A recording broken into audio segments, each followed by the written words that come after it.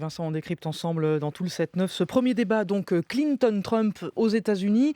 Et c'est vrai que ce premier terrain d'affrontement a été clairement l'économie. Ben oui, c'était le premier thème d'emblée. Et puis l'économie, a priori, on s'était dit, c'est le terrain plutôt favorable pour Donald Trump, parce que là-dessus, il peut séduire l'opinion publique américaine. Bon, il y a eu deux débats. Il y a eu le débat sur la mondialisation et puis le débat sur les riches. Et alors, ce qui a vraiment été saisissant, Fabienne, c'est que d'emblée, les candidats se sont affrontés très vivement sur la mondialisation, sur les effets nocifs ou supposés nocifs du commerce mondial, du libre-échange, de la globalisation.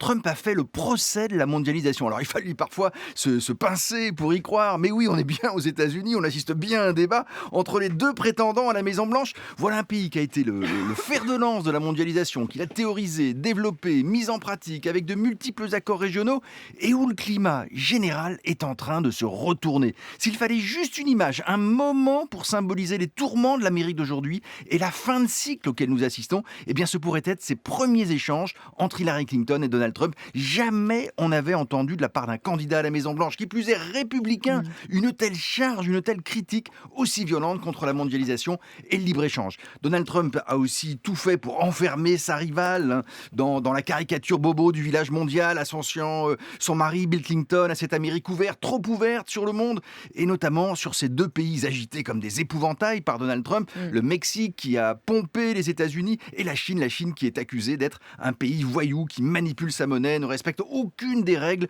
du commerce mondial. Et sur ce terrain, bien évidemment, Hillary Clinton a eu plus de mal à faire entendre ses arguments plus balancés. Elle a d'ailleurs elle-même consenti à infléchir son discours. Elle met aujourd'hui des conditions strictes à la signature de nouveaux accords de libre-échange. Et alors Vincent, pourquoi ce thème est-il aussi populaire ? D'abord parce que la crise est passée par là, Fabienne. Ce thème est aujourd'hui très populaire, car oui, si globalement les États-Unis ont profité bien sûr de la mondialisation des échanges, il y a eu aussi des dégâts et beaucoup de perdants. La concurrence chinoise a eu par exemple des conséquences dramatiques sur plusieurs grands bastions industriels américains, et les emplois détruits n'ont pas été, ne seront pas compensés de sitôt. Trump l'a bien compris, c'est d'ailleurs aussi ce que avait laissé entendre le rival malheureux de Clinton côté démocrate, Bernie Sanders, certes dans un tout autre registre, et c'est ce qui explique très largement le vent de colère contre le libre-échange venu notamment de la classe moyenne blanche, celle à laquelle s'adresse prioritairement Donald Trump. Et même si Clinton remportait la course à la Maison-Blanche, on peut penser qu'il sera très difficile désormais de conclure une nouvelle génération d'accords de libéralisation commerciale. Et un Donald Trump qui a aussi défendu les baisses d'impôts pour les plus riches. Oui, alors Un là, grand Trump, classique. oui, c'est un grand classique. Il n'est pas un paradoxe près. Il a repris d'ailleurs une théorie, une vieille théorie, celle du trickle-down.